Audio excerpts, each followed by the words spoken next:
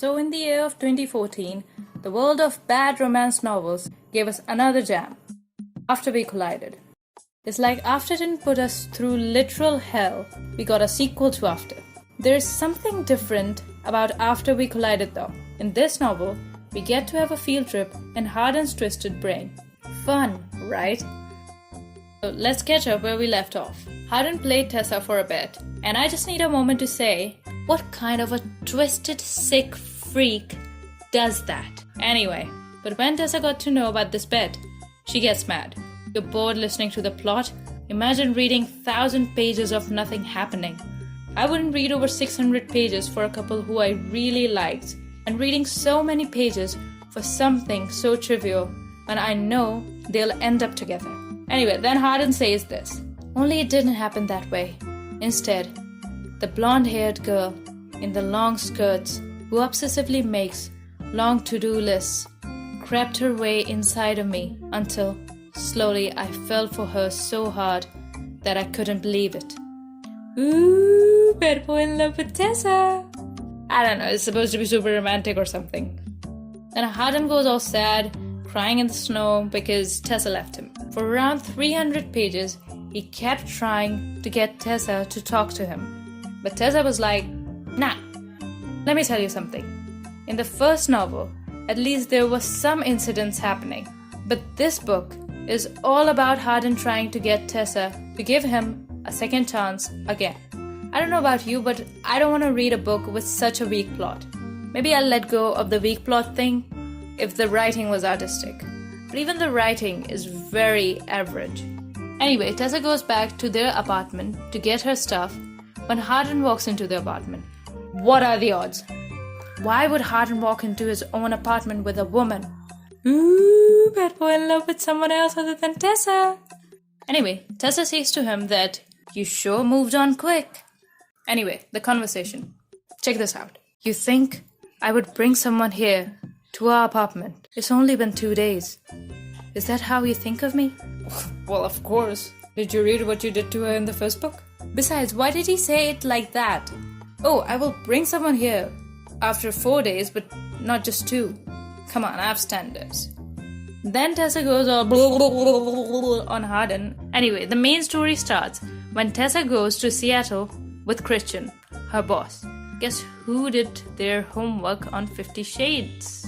But don't worry, Christian has left Anna in this dreadful book, and now he's here to show his 50 Shades. What happens in one book stays in that book after all. Great, I get to make a review of 2 most weird novels in one video. Whatever, the story. Christian, Kimberly, his wife, Tessa, and Trevor are on a business trip to Seattle, where Tessa gets drunk and calls Hardin. So original. Anyway, Hardin, like an ostrich, quickly drives to Tessa's hotel. Hardin will definitely make big bucks delivering pizzas or something. So, to add one more coincidence to the long chain of coincidences, Hardin catches Trevor and Tessa together in her hotel room. Their phones got exchanged. So anyway, Tessa asks Trevor to leave, but nothing big happens. Just their routine makeup and breakup. I've got to go to a therapist. This book is depressing. But anyway, in the morning, Hardin leaves.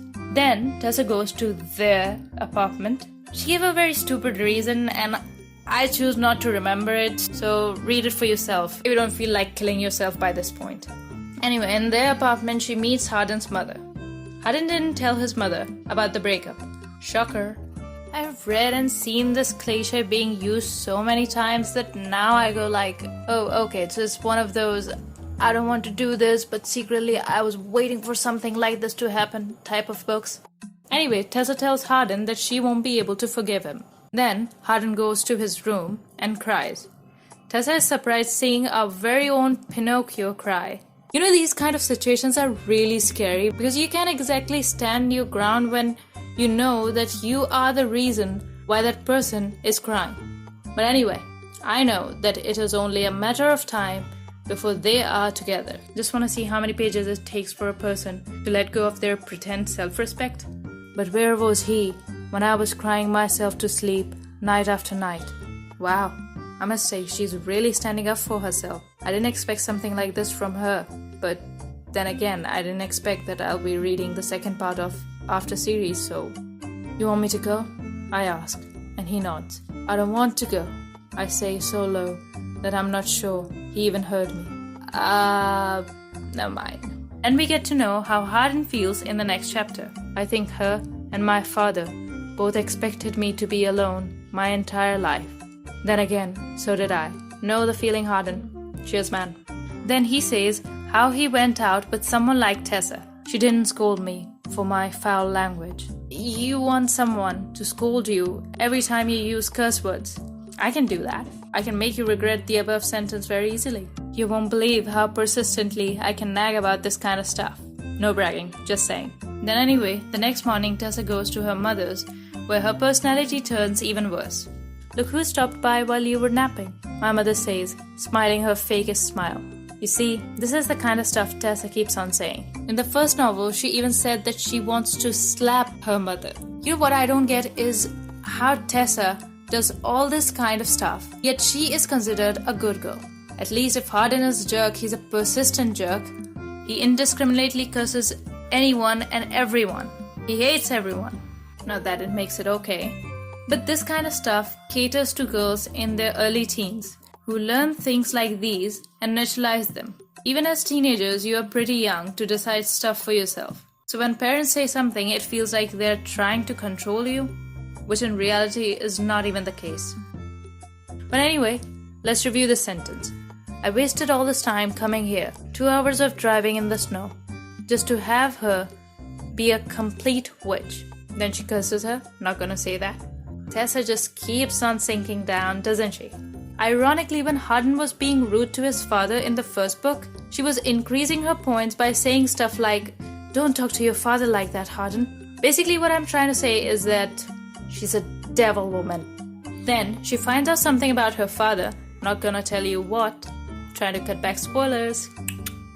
But this will become the plot for the next novel. Anyway, Tessa goes crying to Hardin. Hardin is perfectly polite to her. Then they get back together again. By the way, the answer to my previous question is that it takes around 500 pages. We still have more than half of the book left because, a little correction, the book is around 2,000 pages. Whatever, then Tessa's mother comes to Hardin's and there's a huge fight. The point was that Hardin was more twisted than he was letting on. But he actually loves Tessa. Tessa wants time to process this. Then, one night, Tessa gets drunk and gets a little over-friendly with Zed. Hardin gets mad and leaves the party alone. Someone else getting really tired of this. But anyway, then the story follows the same pattern again, and they break up again. How can someone read 2,000 pages of people fighting and getting back together? So, I skipped this part. It might be hard to believe with all the weird things I do out of boredom, but I do have a life. Then we find out that Zed is not so innocent either. Is there no one in this novel who's not twisted? But kind of thinking about it, the signs were there really. Zed was acting like a gentleman, which is strange considering that he's friends with people who are probably the worst of humanity. Like I said, I didn't go through the end. I was so frustrated that I started tearing the pages from the book to make airplanes. But I know how it ends. I'm sure you do too. But I know that in the end, we get a cliffhanger. Walking down the street with Hardin, Tessa sees a homeless guy and calls him Dad. Let's hope he is him, or the situation will be really embarrassing. Hey guys, what's up? Go ahead and judge me for reading this book, okay? I'm still judging myself for it. It's really my fault that I read it. No, really. I can't believe that this novel is so long, yet nothing happens. We see the same pattern over and over again. They fight and they make up. I don't know, but for me, this got old in the first book itself. Now it feels like this book was just written for the sake of writing a book because there's no plot. It's just Hardin trying to convince Tessa to be with him.